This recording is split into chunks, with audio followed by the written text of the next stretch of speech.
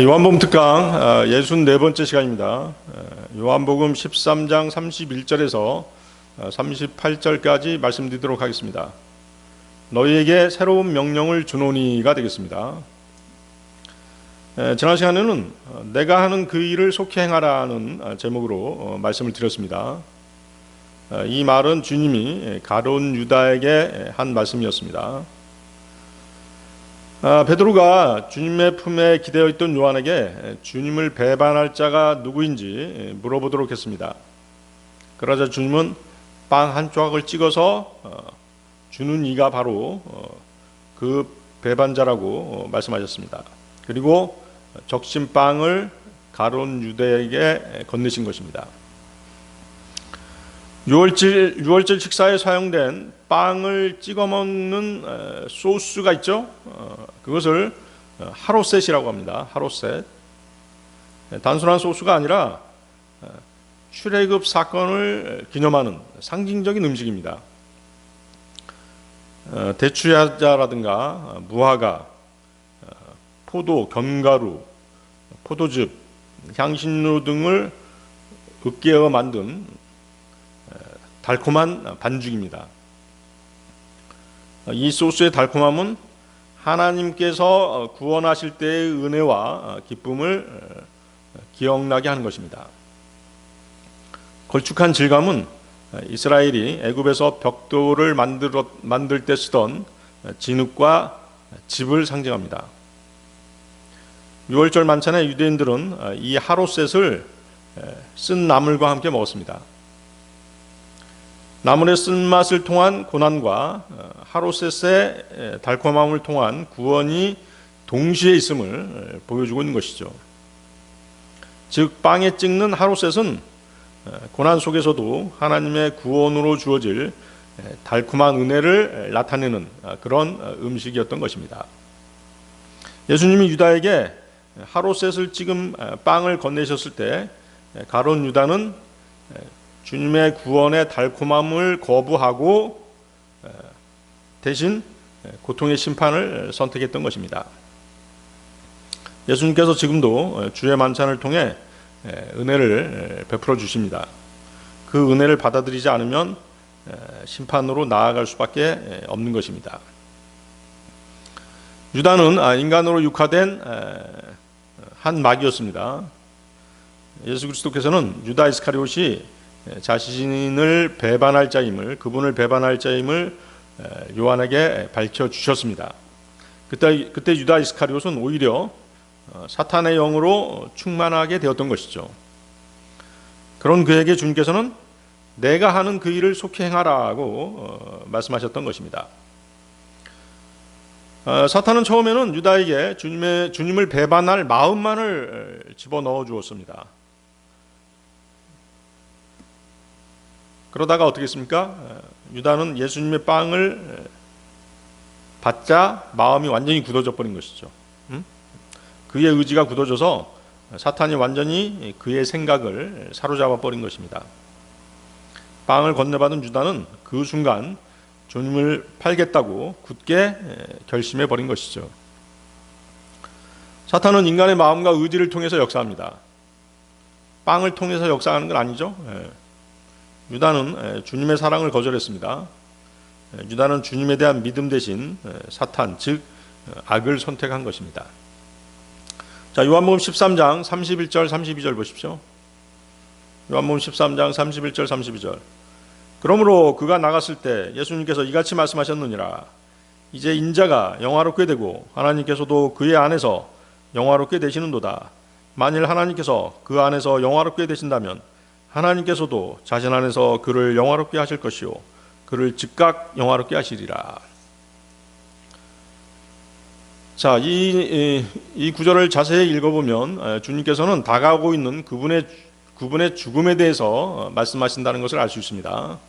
그 죽음은 십자가에 달리시는 것이죠.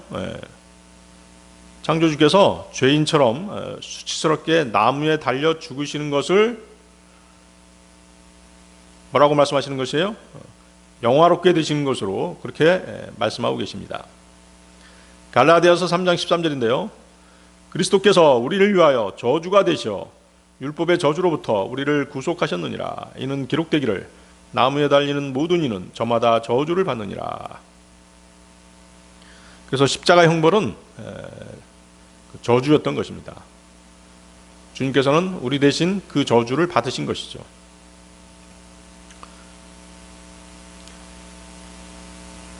그렇게 저주를 받으심으로써 하나님의 거룩하심이 요구하는 모든 것을 충족시키신 것이에요. 그렇죠? 하나님은 거룩하신 분이잖아요. 그렇죠? 내가 거룩하니 너희도 거룩하라고 말씀하시죠? 그런데 죄인인 우리는 거룩하게 될 수 없어요. 그래서 예수님께서 우리의 모든 죄를 담당하시고 죽으심으로써 우리를 거룩하게 하신 것입니다. 그래서 십자가를 통해서 하나님의 거룩하심이 영광을 받으시게 된 것이죠. 하나님께서 뭐라고 하세요? 그의 안에서 영화롭게 되시는도다. 주님께서 이렇게 말씀하시죠.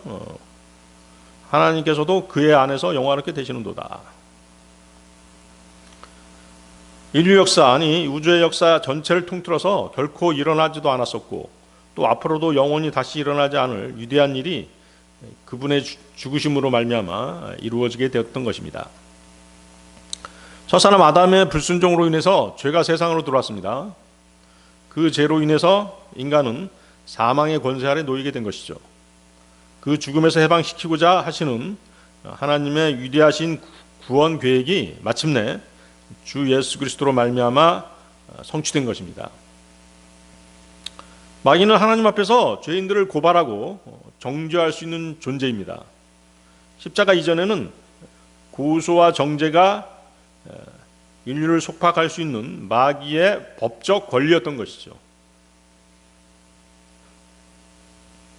물론 지금도 이제 마귀는 그 권리를 행사하고 있습니다. 그렇지만 구원받은 사람들에게는 통하지 않죠. 예수님은 죽음과 정면으로 맞서셨고 부활을 통해 승리하셨습니다. 우리의 죄를 위해 죽으심으로써 그분은 모든 형벌을 대신 치르셨습니다. 사탄이 우리를 고소하고 죽음에 대한 두려움으로 우리를 사로잡을 권리를 없애버리는 것이죠. 히브리서 2장 14, 15절인데요. 히브리서 2장 14, 15절. 그런즉 자녀들이 살과 피에 참여하는 자들인 고로 그분께서도 친히 이와 같이 동일한 속성을 취하셨느니라. 이는 그분께서 죽음을 통하여 죽음의 권능을 가진 자 곧 마귀를 멸하려 하시며 죽음을 두려워함으로 인하여 자신들의 전생애 동안 속박되어 종속된 자들을 구출하려 하심이라. 하나님의 이 위대하신 계획이 우리 주 예수 그리스도로 말미암아 성취된 것입니다. 그러므로 독생자를 보내신 하나님께서는 주 예수님을 통해서 영광을 받으신 것이죠. 영광을 받으신 하나님께서는 주 예수님을 즉시 영화롭게 하셨다라고 그렇게 말씀하십니다. 그 누구도 주님의 생명을 빼둘 수 없다라고 말씀하시죠. 왜 그런 거예요? 생명을 내어놓을 권리가 주님께 있었기 때문이죠. 또 그 생명을 되찾을 권리도 주님께 있었어요. 창조주 하나님이시기 때문에 그것이 가능한 거죠. 요한복음 10장 17절인데요. 요한복음 10장 17절. 그러므로 나의 아버지께서 나를 사랑하시나니 내가 나의 생명을 내려놓는 까닭이라. 이로써 내가 그것을 다시 취하려 함이라. 생명을 내려놓고 다시 취하려 함이라. 예수 그리스도께서는 십자가에서 스스로 목숨을 내놓으심으로써 이 권세를 행하셨습니다.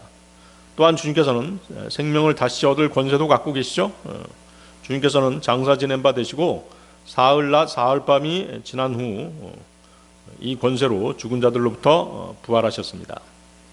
그리하여 하나님의 능력은 예수 그리스도를 통해서 십자가에서 영광을 받으셨던 것입니다. 우리의 죄들을 위해서 죄 없으신 주 예수 그리스도께서 죄가 되신 것입니다. 우리를 대신해서 십자가에 달려 희생제물이 되셨습니다. 죄에 대한 하나님의 의를 대신 충족시키신 것이죠. 그리하여 하나님의 의가 예수 그리스도 말미암아 십자가에서 영광을 받으셨던 것입니다. 에스겔서 18장 4절인데요. 에스겔서 18장 4절. 보라, 모든 혼들은 나의 것이라. 아버지의 혼처럼 아들의 혼도 나의 것이라. 죄를 짓는 혼, 그것은 죽으리라.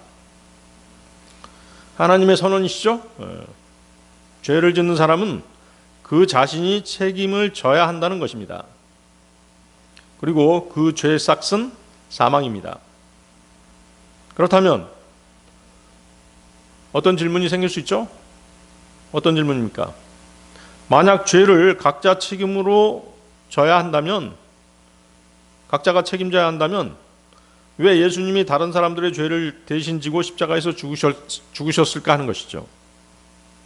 이건 너무 불공평하지 않나라는 것입니다. 이건 너무 불공평하지 않나, 그런 생각할 수 있죠. 그러나 이 일은 예수님의 자발적인 선택이었죠. 억지로 떠맡으신 게 아니죠. 예수님이 스스로 우리 죄를 대신 짊어지신 것입니다. 누군가 자원해서 다른 사람의 빚을 갚아준 경우와 같은 것이죠. 자, 어떤 사람이 교통사고를 내서 큰 벌금을 물게 됐습니다. 판사가 말합니다. 법은 공정하다. 법을 어겼으니 내가 반드시 벌금을 내야 한다. 못 내면 구치소에 가야 된다. 그러자 어때요? 그 사람은 돈이 없어서 낙심했습니다. 그런데 그 자리에 있던 그의 친구가 판사에게 말했습니다. 판사님, 제가 대신 그 벌금을 내겠습니다. 그리고 그 친구는 법정에서 자기 돈으로 바로 친구의 벌금을 내주었습니다. 벌금이 정확하게 납부되었기 때문에 공의가 지켜진 것입니다. 친구의 사랑으로 인해 그 사람은 자유롭게 집으로 돌아올 수 있게 된 것이죠. 예수님은 완전한 하나님이시면서 또한 완전한 인간으로 이 땅에 오셨습니다.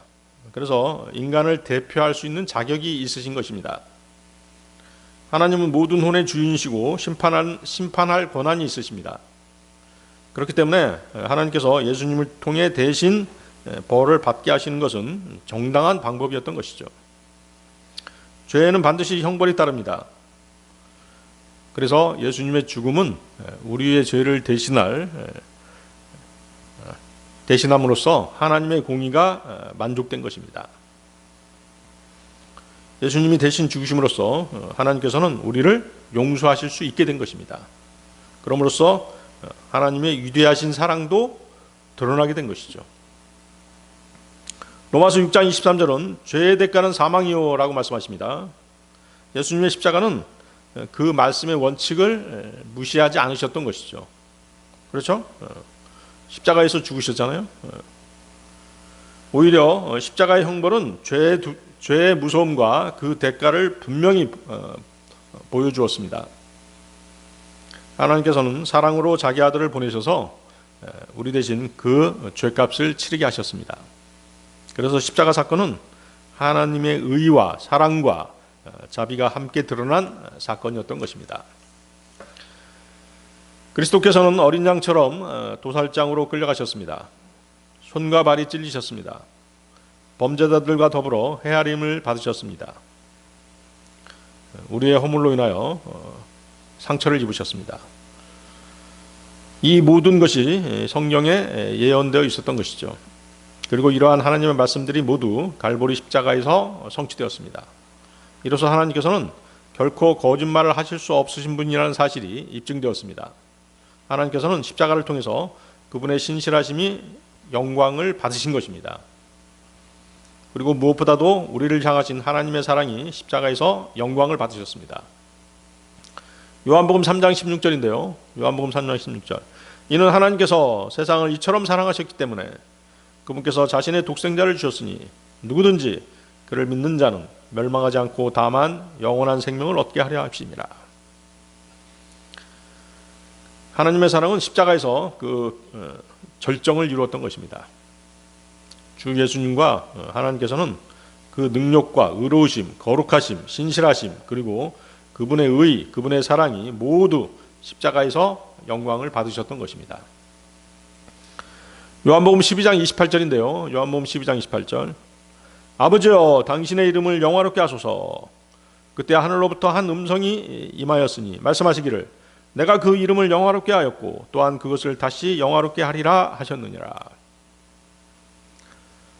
십자가에서 영광을 얻으신 것은 바로 육신으로 오신 하나님의 아들이셨습니다. 그러나 어떤 점에서 영광을 얻으셨는가? 이에 따라 아버지께서 영화롭게 되신 것은 어떤 면에서인가 하는 것이죠. 예수님은 하나님의 아들이시지만 사람의 몸을 입고 오셔서 십자가에서 고난을 받으셨습니다. 겉으로 보면 십자가는 가장 수치스럽고 비참한 죽음이었습니다. 하지만 예수님이 하나님의 뜻에 끝까지 순종하신 것입니다. 이 사실이 중요한 것이죠. 바로 그 순종 때문에 예수님의 사랑, 희생, 그리고 하나님의 계획이 완전히 드러나게 되었던 것입니다. 그래서 십자가는 예수님의 패배가 아니라 승리와 영광의 자리가 된 것입니다. 하나님께서는 세상을 사랑하셔서 아들을 보내셨습니다. 예수님의 희생으로 그 사랑이 드러났던 것이죠. 아들의 십자가 순종을 통해 하나님 아버지의 구원 계획이 완전히 실현되었습니다. 하나님 아버지의 지혜와 사랑 그리고 의로움이 십자가에서 드러났기 때문에 아버지도 영화롭게 되신 것입니다. 예수님께서는 십자가에서 끝까지 순종하심으로써 영광을 얻으셨습니다. 자, 요한복음 13장 33절로 가겠습니다. 요한복음 13장 33절. 어린 자녀들아, 앞으로 잠시 동안은 내가 너희와 함께 있노라. 너희는 나를 찾을 것이라. 그리고 내가 유대인들에게 말하였듯이 너희는 내가 가는 곳으로 올 수 없느니라. 이제 나는 너희에게 그와 같이 말하노라. 자, 주님께서 제자들을 향해서 어린 자녀들아 라고 부르시죠. 주님께서 제자들을 이렇게 부르신 것은 이번이 처음입니다. 그분께서는 유다 이스카리옷이 없는 자리에서 비로소 사랑하는 제자들을 이렇게 부르셨던 것입니다. 예수님께서는 제자들을 마치 부모가 자녀들을 부드럽게 감싸 안고 깊은 애정으로 돌보려는 마음으로 그렇게 부르신 것이죠. 이제 십자가의 길로 가셔야 했기에 제자들과 함께 할 시간이 얼마 남지 않았습니다. 부모가 떠나기 전에 어린 자녀들을 다독이며 당부하는 것처럼 예수님은 애틋한 마음으로 그렇게 부르신 것입니다. 제자들은 아직 영적으로 성숙하지 않았습니다. 예수님이 떠나시면 스스로 감당하기 어려운 상황을 맞이하게 될 것입니다. 그들의 부족함과 연약함을 부모의 돌봄 가운데 있어야 하는 어린아이 같이 그렇게 여기신 것이죠. 어린아이를 보호하려는 부모의 본능처럼 예수님께서는 제자들이 혼자가 아니라는 확신을 주시고자 하신 것입니다.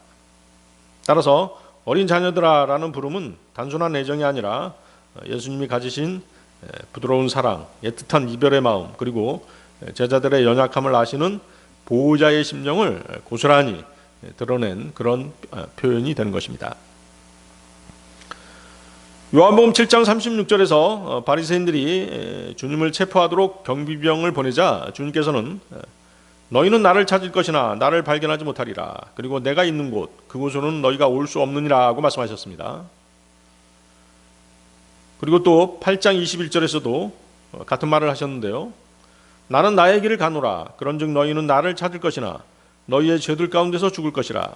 내가 가는 곳으로 너희는 올 수 없느니라고 하셨습니다.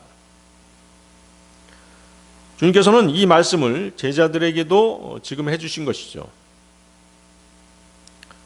사실 이 말씀은 그분께서 돌아가시고 장사 되신 후 사람들이 무덤을 찾아갔을 때 그분께서 거기 계시지 않았죠. 그 사실로 주님의 말씀이 사실임이 드러났던 것입니다. 물론 이 말씀은 넓은 의미에서는 그분께서 가시게 될 저 영원한 영광의 하늘 왕국을 의미하는 것이었습니다. 그렇지만 제자들에게 똑같은 말씀을 하셨을 했을지라도 제자들에게 한 말의 의미와 유대인들에게 한 말의 의미가 다르죠. 유대인들에게는 구원받지 못한 죄인들은 하늘나라에 갈 수 없음을 말씀하신 것입니다. 하지만 제자들에게는 십자가 사건 후에 주님의 승천을 말씀하신 것이죠. 거기 36절 한번 보십시오. 그 밑에 36절에서 주님께서 베드로에게 뭐라고 말씀하십니까? 내가 가는 곳으로 지금은 내가 나를 따라올 수 없느니라. 그러나 장래에는 내가 나를 따라올 것이라고 말씀하십니다. 베드로에 대한 예수님의 이 예언은 그대로 이루어졌죠. 베드로는 아직 하나님께서 정하신 시기가 이르지 않았습니다. 물론 베드로뿐만 아니라 제자들도 마찬가지, 다른 제자들도 마찬가지였습니다. 남겨진 주님의 양떼들을 양육해야 할 사명이 제자들에겐 있었던 것입니다. 그래서 예수님이 죽으신 후에도 얼마 동안은 그들은 이 세상에 남아 있어야 했습니다. 베드로는 모든 사명을 완수한 후에 주님을 따랐습니다. 베드로는 주님께서 자신에게 맡기신 일을 훌륭하게 수행하고 전승에 따르면 AD 64년 혹은 68년에 순교했죠. 로마에서 십자가에 거꾸로 못 박혀 순교한 것으로 그렇게 전해집니다. 내가 가는 곳으로 지금은 내가 나를 따라올 수 없느니라. 그러나 장래에는 내가 나를 따라올 것이라. 자, 이 말씀은 뭐예요? 제자들뿐만 아니라 또 우리 구원받은 모든 그리스도인들에게 해당되죠? 언제 이루어지는 것이죠? 주님의 재림 때 이루어지게 될 것입니다. 요한복음 14장 3절인데요. 요한복음 14장 3절. 그리고 만일 내가 가서 너희를 위하여 한 초소를 예비한다면 나는 다시 올 것이요 너희를 나 자신에게로 맞아들이리라. 이는 내가 있는 곳에 너희 또한 있게 하려 함이라. 그래서 지금은 나를 따라올 수 없지만 장래에는 나를 따라올 것이다 라고 하는 이 말씀은 주님의 재림에도 적용될 수 있다는 사실을 알아두시기 바랍니다. 자, 요한복음 13장 34절 35절로 가겠습니다. 34절 35절. 내가 너희에게 새로운 명령을 주노니 너희는 서로 사랑하라. 내가 너희를 사랑해 왔듯이 너희도 서로 사랑하라. 만일 너희가 서로에게 사랑이 있다면 이것으로 인하여 모든 사람이 너희가 나의 제자들임을 알게 되리라. 자, 주님께서 마침내 새로운 명령을 주십니다. 이것은 십계명이 아닌 새 명령입니다. 주 예수 그리스도께서 이 새 계명을 주시는 때는 그분이 이 세상을 떠나실 시점입니다. 이런 때 주님께서 주시는 명령이라는 점에서 이 새 명령은 매우 중요한 의미를 지닙니다.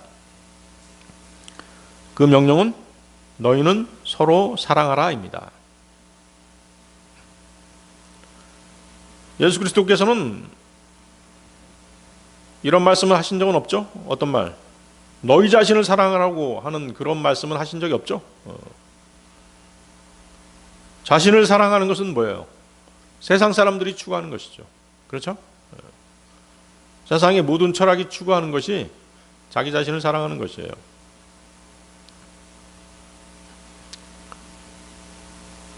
그렇지만 주님께서는 내 이웃을 사랑하라고 말씀하셨고 너희는 서로 사랑하라고 하셨습니다. 그러면서 어떻게 사랑해야 된다고 하셨어요? 이웃을 사랑할 때는 내 자신과 같이 사랑해라.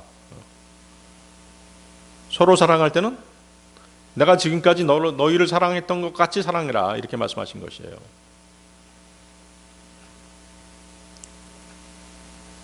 마태복음 22장 39절인데요. 마태복음 22장 39절. 너는 너의 이웃을 너 자신과 같이 사랑할지니라. 여기서 이웃이 누구죠? 지체들이죠. 형제 자매들입니다. 주님께서는 너희가 서로 사랑하는 것이 새 명령이라고 말씀하십니다. 자기 자신을 사랑하는 것이 아니라 다른 지체들을 사랑하는 것입니다. 어느 정도로 사랑할 것인가? 내가 너희를 사랑한 것 같이 사랑하라고 말씀하십니다. 그것도 평범한 사랑이 아니라 주님이 그들을 사랑하신 것 같이 인내하고 온유하며 지치지 말고 사랑하라는 것입니다. 그렇죠? 세상 사람들의 사랑하고 다르죠? 그래서 사랑은 이렇게 노력해야 되는 것이에요. 인내해야 되는 것입니다. 잠깐의 사랑은 어때요? 그냥 한번 이렇게 즐기고 마는 그런 사랑이죠. 그것을 마치 사랑인 것처럼 포장하죠. 자, 주님께서는 저와 여러분을 위해서 목숨을 내놓으셨습니다. 예수 그리스도께서는 죽기까지 우리를 사랑하신 것입니다. 그러면 주님께서 우리를 사랑하신 것 같이 서로 사랑하려면 우리는 어떻게 해야 되겠습니까? 서로를 위해 목숨까지도 내놓아야 되는 것이죠. 주님께서는 새 명령을 주시면서 분명히 이렇게 말씀하십니다. 35절 다시 보십시오. 만일 너희가 서로에게 사랑이 있다면 이것으로 인하여 모든 사람이 너희가 나의 제자들임을 알게 되리라. 세상 사람들은 주 예수 그리스도를 따르는 사람들이 서로 사랑하는 모습을 보고 그들이 그리스도인들임을 아는 것이에요. 예수 그리스도의 제자다는 것을 아는 것이라는 것이죠. 그래서 사랑은 그리스도의 제자라는 표식인 것입니다. 참된 그리스도인의 표시는 사랑인 것이죠. 말이 아닌 행동에 있어서의 순수하고 적극적인 사랑입니다. 그래서 사랑은 매우 소중한 하나님의 은혜인 것이죠. 어떤 사람에게 사랑이 결핍되었다면 그것은 그 사람이 그리스도의 참된 제자가 아니라는 명백한 증거인 것입니다. 그래서 예수님이 말씀하신 이 새 명령, 그것은 뭐가 기준이다? 서로 사랑하라가 기준입니다. 단순한 사랑이 아니라 예수님의 자기 희생을 본보기라 한 그런 사랑인 것입니다. 요한복음 15장 17절입니다. 요한복음 15장 17절. 내가 너희에게 이런 것들을 명령하였으니 너희가 서로 사랑하게 하려 함이라. 자, 주님께서 명령이라는 단어를 사용하시죠.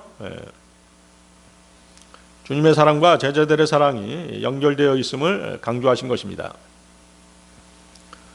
하나님 사랑에 더한 이웃사랑, 즉 이웃이라는 그리스도 안의 형제 자매들을 사랑하는 것입니다.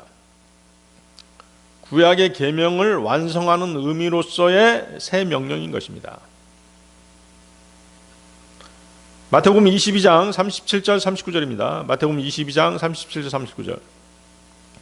예수님께서 그에게 이같이 말씀하셨느니라. 너는 너의 마음을 다하고 너의 혼을 다하고 너의 생각을 다하여 주 너의 하나님을 사랑할지니라. 이것이 첫째요 위대한 명령이니라. 그리고 둘째도 이와 같으니 너는 너의 이웃을 너 자신과 같이 사랑할지니라 한 것이라.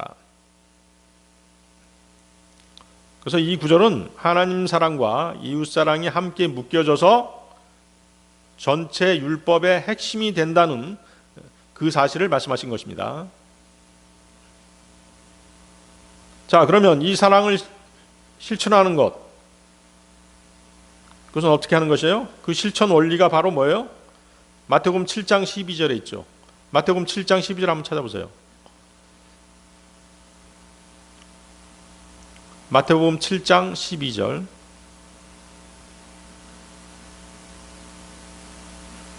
이것을 뭐라고 얘기하죠? 소위 마태복음 7장 12절 황금률이라고 얘기하죠. 황금률, 또 골든 룰이라고 얘기하죠. 그러므로 무엇이든지 너희가 사람들이 너희에게 해주기를 바라는 모든 것들을 바로 그대로 너희가 그들에게 행하라.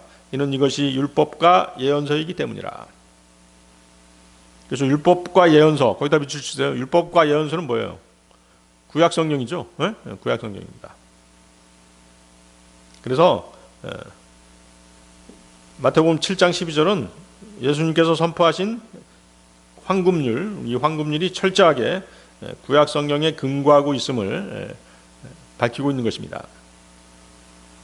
그래서 기독교 윤리의 핵심이라고 할 수 있는 황금률은 자기 희생적인 사랑에 기초한 것입니다. 그리고 이것은 구약 율법을 한마디로 요약한 것이죠. 자, 그러면서 주님은 사랑과 순종의 관계를 말씀하십니다.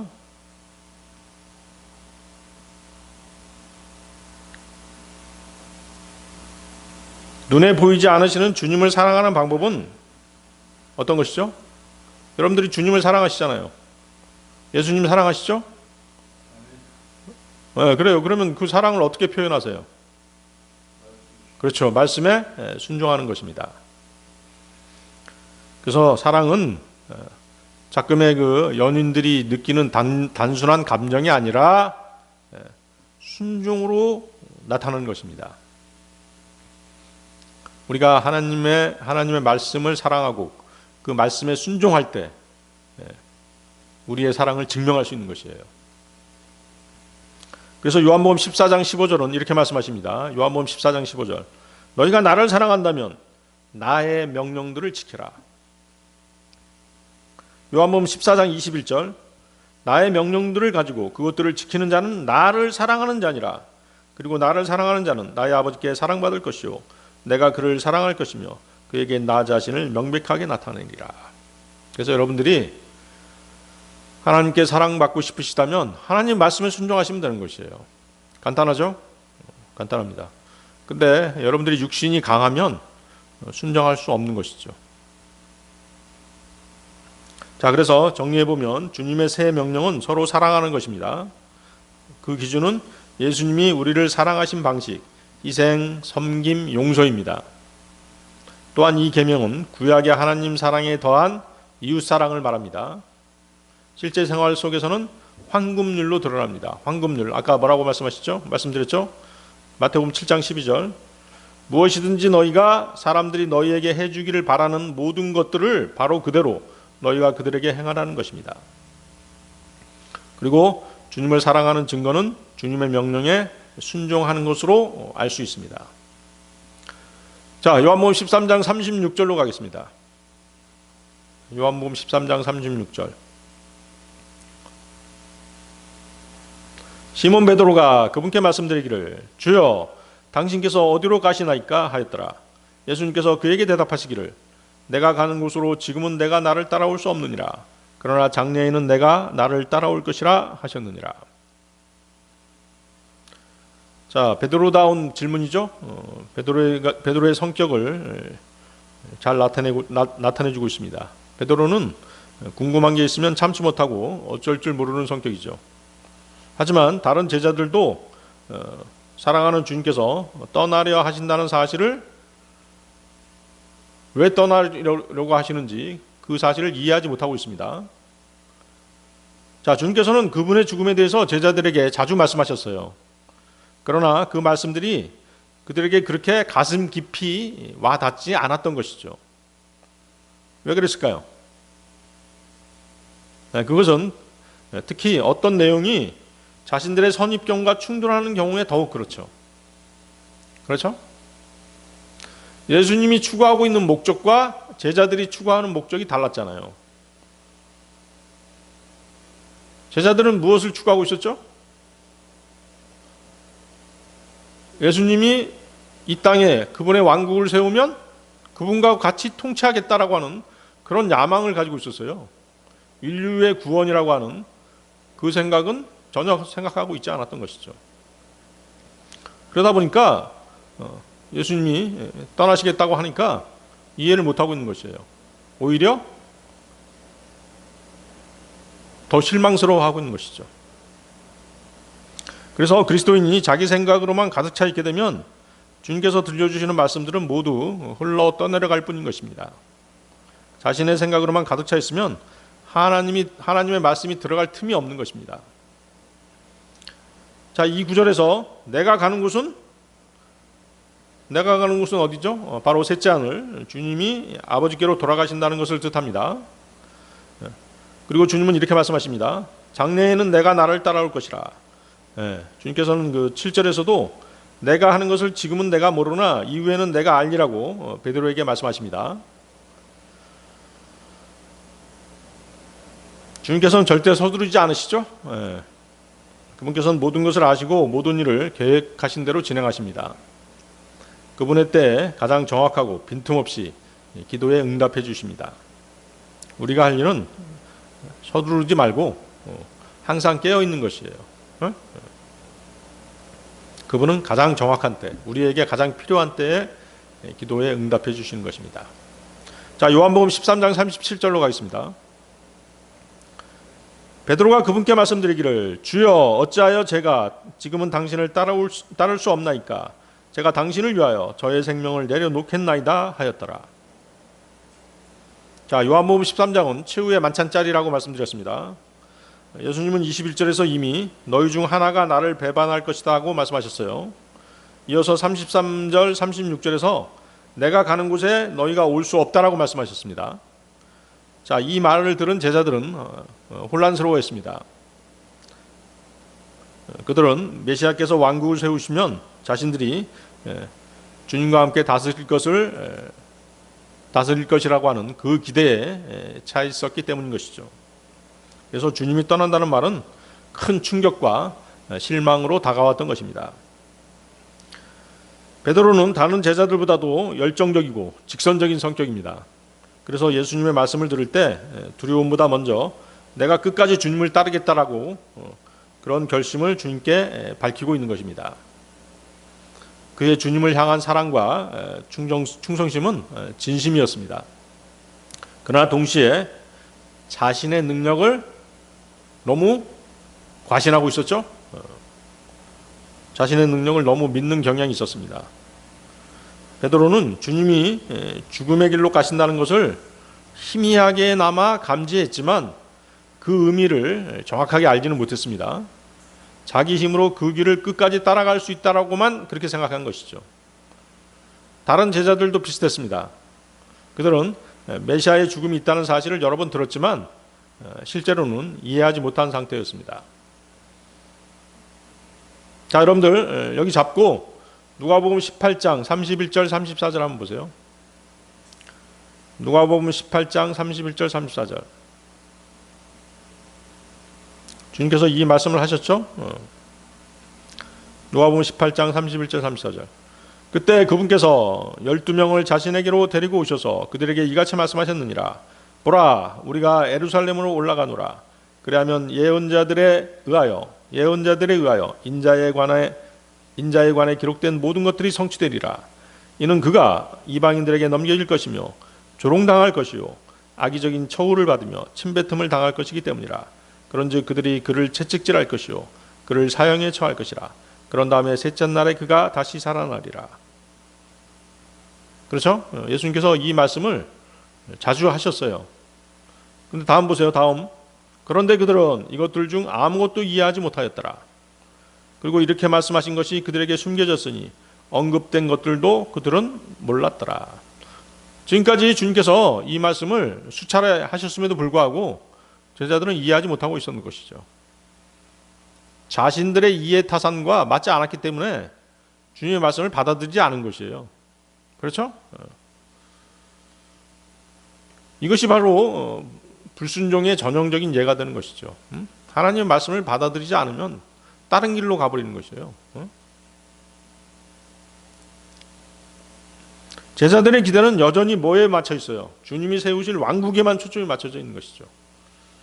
따라서 주님의 죽음과 부활은 제자들에게는 받아들이기 어려운 말씀으로 남아 있었던 것입니다. 베드로의 발언은 단순히 주님을 사랑하기 때문에 무슨 일이 있어도 따르겠다라고 하는 열정의 표현이었습니다. 하지만 실제로는 주님의 죽음의 깊은 의미를 모른 채 자신의 열정으로만 그렇게 다짐한 것입니다. 그래서 예수님은 거기 38절에서 베드로에게 뭐라고 말씀하십니까? 내가 나를 3번 부인할 때까지 수탉이 울지 아니하리라. 그렇죠? 그렇게 말씀하시죠? 그것은 뭐예요? 베드로의 연약함을 지적하신 것이죠. 제자들의 심리는 주님에 대한 충성심은 있었으나 주님의 말씀을 정확하게 이해하지 못했던 것입니다. 그렇기 때문에 혼란한 상태에 있었죠. 제자들과 베드로의 태도는 오늘날 주님을 열심히 섬기길 원하는 우리에게도 여러 교훈을 주고 있는 것입니다. 그 교훈은 첫 번째, 열정만으로는 부족하다는 것이죠. 베드로는 주님을 향한 열정이 있었습니다. 내가 주를 위하여 내 생명을 버리겠다라고 하는 말은 진심이었습니다. 하지만 열정만으로는 끝까지 주님을 따를 수 없습니다. 그는 곧 두려움 앞에 무너져 버렸습니다. 주님의 말씀대로 주님을 3번 부인하게 되죠.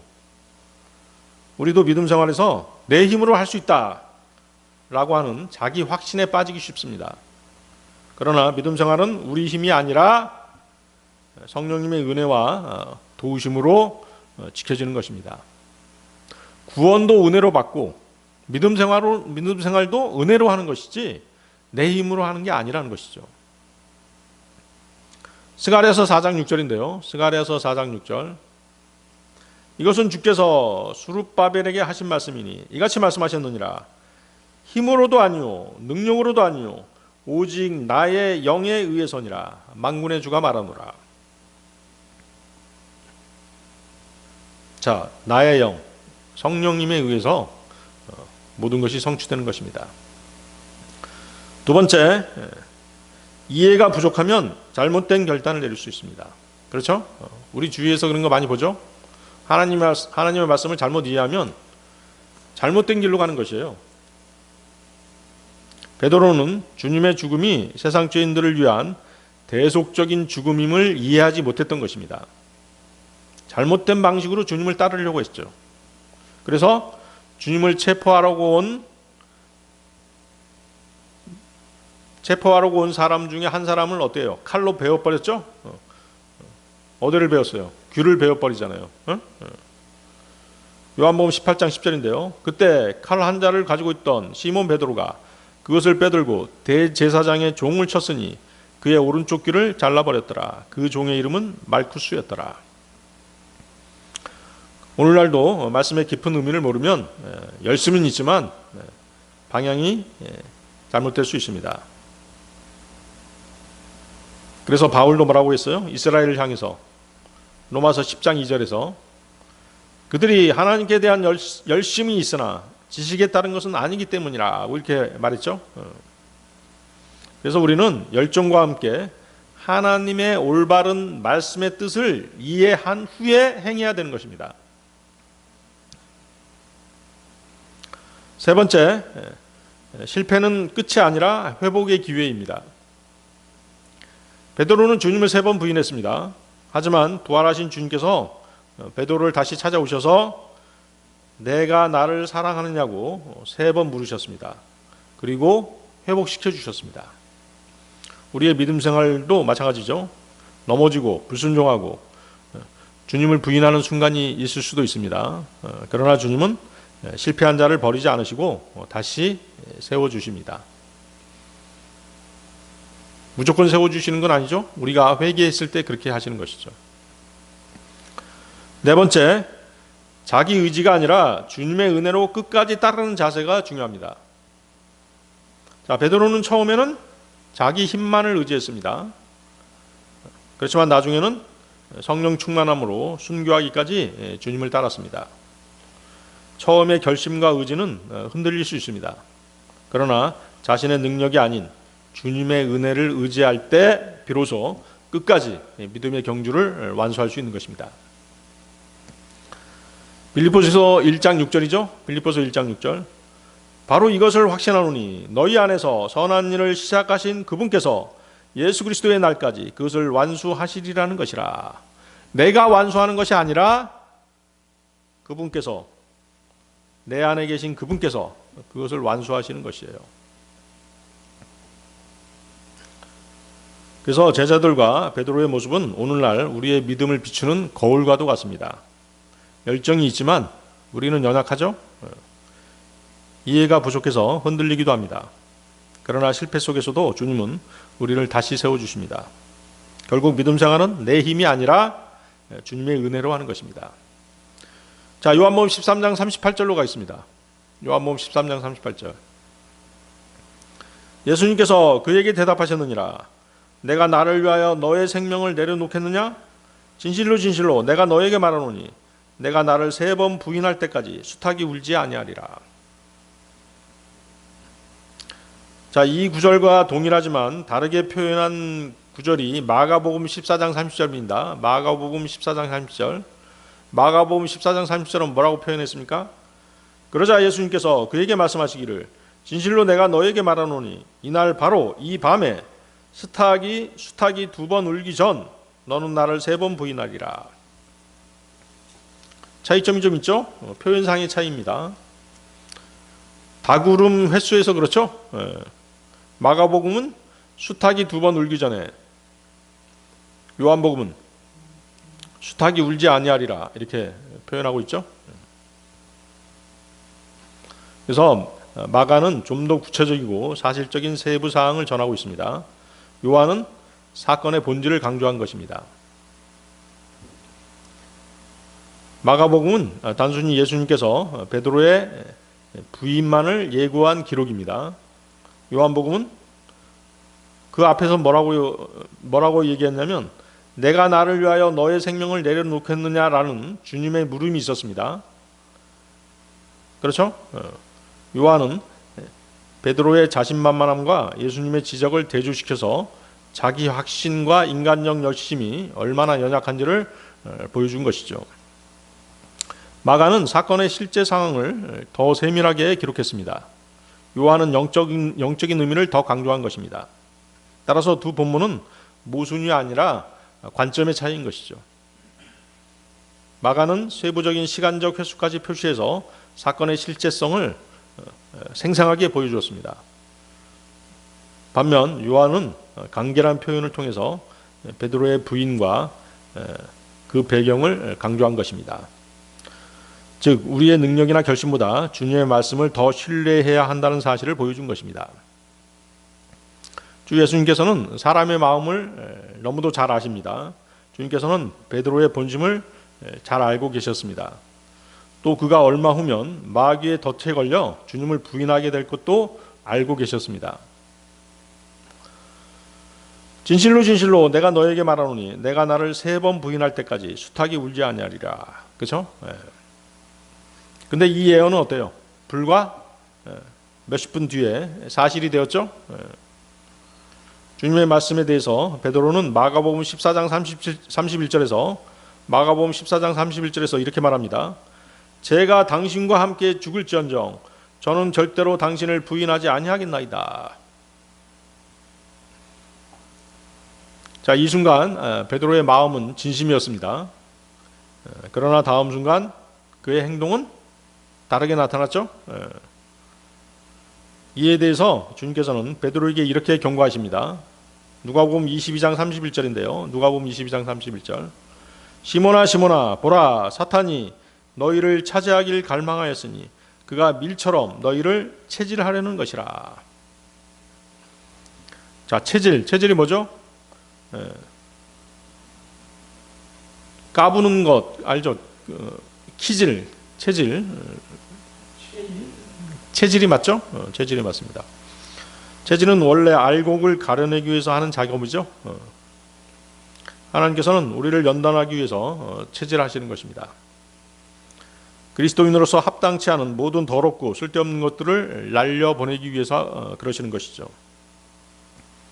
하나님께 합당한 것만을 남기기 위해서 체질하시는 것입니다. 그래서 체질은 그리스도인들을 정결케 하시는 하나님의 훈련 방식입니다. 체질은 또한 교회 안에서 알곡과 쭉정이를 가려내기 위해서 하나님께서 때때로 진행하시는 교회의 정화작용인 것이죠. 그런데 어때요? 사탄도 여러분을 대상으로 체질한다는 사실입니다. 여러분들 그 사실 잊지 말아야 됩니다. 사탄의 체질은 마찬가지로 사탄이 싫어하는 것들을 날려보내고 자기에게 합당한 것만 가려내기 위해서 체질하는 것이죠. 여러분이 사탄에게 체질당하면 사탄에게 필요한 것만 남고 하나님께 합당한 것들은 다 날아가는 것입니다. 사탄이 교회를 체질하면 그 교회에는 사탄이 좋아하는 자들만 남게 되는 것입니다. 주님께서는 자신을 따르는 제자들을 까부르려고 접근하는 사탄을 미리 보신 것입니다. 그래서 베드로를 비롯한 제자들에게 그것을 경고하셨던 것이죠. 그러나 베드로는 사탄의 능력을 알지 못했죠. 과소평가했습니다.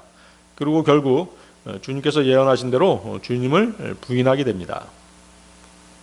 우리가 주님께 더욱 가까이 접근하면 접근할수록 사탄도 마찬가지로 더욱 끈질기게 접근해 온다는 사실을 잊지 말아야 되는 것입니다. 주 예수 그리스도에 대한 사랑과 열정이 있는 곳에는 반드시 마귀도 거기에 함께 있습니다. 여러분이 자신의 마음과 열정만을 앞세워서 자신의 능력으로 마귀와 맞서려고 한다면 절대로 그를 이길 수 없습니다. 우리는 마귀와 맞설 때 항상 주님의 능력에 의지해야 하는 것이죠. 마귀가 특별히 관심을 갖는 사람이 누구겠어요? 끝까지 주님께 헌신하는 사람들입니다. 끝까지 진리만을 따르겠다라고 결심한 사람들인 것이죠. 예수 그리스도께서는 자신을 따르는 베드로에게 마귀가 관심을 갖고 접근해 오리라는 것을 미리 아시고 그를 위해서 기도했습니다. 이 기도 굉장히 중요하죠. 누가복음 22장 32절 한번 보세요. 누가복음 22장 32절. 누가복음 22장 32절 찾으셨나요? 너의 믿음이 쇠하지 않도록 너를 위하여 기도하였느니라. 그런즉 내가 회심하면 너의 형제들을 강건하게 하라. 자, 주님의 이 기도 대단히 중요한 의미를 갖습니다. 여기 회심이란 말이 나오죠. 자, 구약적인 의미에서의 구원을 말하는 것입니다. 자, 구약적 구원은 신약적 구원과 어떻게 달라요? 구약은 믿음 플러스 행위가 필요하죠. 네. 그리고 어때요? 죄를 범하면 구원을 어떻게 해요? 구원이 상실되는 것입니다. 그래서 새롭게 회심해야 다시 구원을 회복할 수 있는 것이에요. 다시 동물 제사를 드려야 되는 것이죠. 지금은 어때요? 지금은 구약적인 상황이잖아요. 베드로는 잠시 후 주님을 3번이나 부인하는 그런 죄를 지음으로써 구원을 상실할 위기에 처하게 되는 것이죠.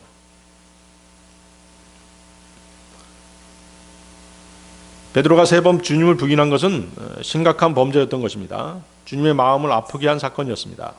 그러나 이 사건은 구원을 상실한 사건이 아니라 믿음이 흔들린 사건으로 볼 수 있습니다. 왜 그런 것이죠? 바로 누가복음 22장 32절에 주님의 말씀 때문인 것이죠. 너의 믿음이 쇠하지 않도록 너를 위하여 기도하였느니라.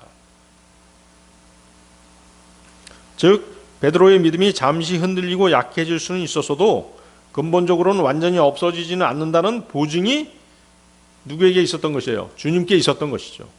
주님께서 보증해 주셨던 것이에요. 따라서 베드로의 부인은 그의 신분, 즉 사도직과 제자직을 잃었지만 그의 구원 자체를 잃게 한 것은 아니다라고 그렇게 우리가 해석할 수 있는 것입니다. 그래서 여기서의 회심은 단순히 구원받는 사건을 말하는 것이 아니라 어떻게 해요? 그의 직분을 잃어버린 것이죠. 헬라어에서의 그 회심이라고 하는 것은 돌이키다, 되돌아오다는 뜻이 있습니다.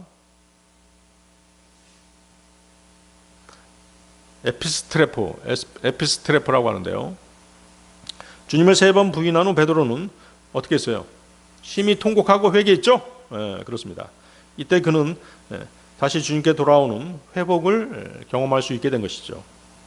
요한복음 21장에서 주님은 베드로에게 내가 나를 사랑하느냐고 3번 묻습니다. 그렇게 물으심으로써 그가 부인했던 자리를 다시 회복시켜 주신 것입니다. 그래서 베드로의 부인은 그가 구원을 잃어버린 것이 아니라 잠시 믿음이 넘어졌다가 주님의 은혜로 회복된 사건이라고 우리가 해석을 해야 되는 것입니다. 따라서 베드로의 회심은 새로운 구원 체험이 아니라 넘어진 성도가 주님께로 다시 돌이켜서 사역이 회복된 것을 말하는 것입니다. 예수님께서는 지금 베드로에게 그 회심을 언급하시면서 그런 다음에 네가 회심한 다음에 회복된 다음에 내 형제들을 강건하게 하라, 강하게 하라고 명령하신 것입니다. 그런데 사실 주님을 부인하지 않겠다는 결심은 베드로 혼자만 했던 게 아닙니다. 제자들도 어때요? 주님이 붙잡히시자 다 뿔뿔이 도망가 버렸죠? 제자들도 똑같이 베드로처럼 그렇게 결심했어요. 난 주님만 따르겠습니다. 주님을 떠나지 않겠습니다. 이렇게 결심했던 것이죠. 어디에 나와 있죠?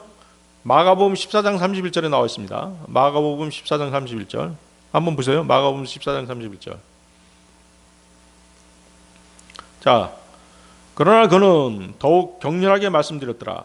제가 당신과 함께 죽을지언정 저는 절대로 당신을 부인하지 아니하겠나이다. 그들 모두도 이와 같이 말씀드렸더라. 제자들 모두가 그렇게 결심했던 것이에요. 아시겠죠?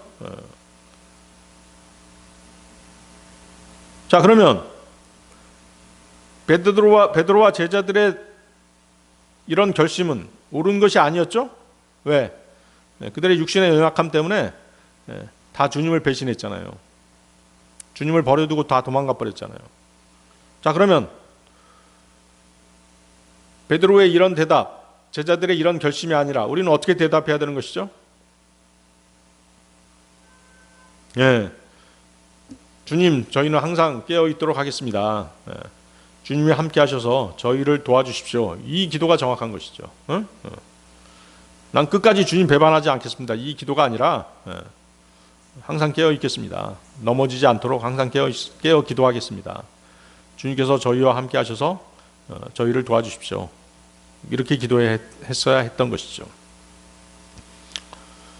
그래서 우리가 믿음 생활할 때 자신의 능력만을 의지하는 것만큼 어리석은 일도 없는 것입니다. 아시겠습니까? 항상 주님의 능력을 의지하려고 여러분들은 노력해야 되는 것입니다. 네, 오늘 여기까지 하겠습니다.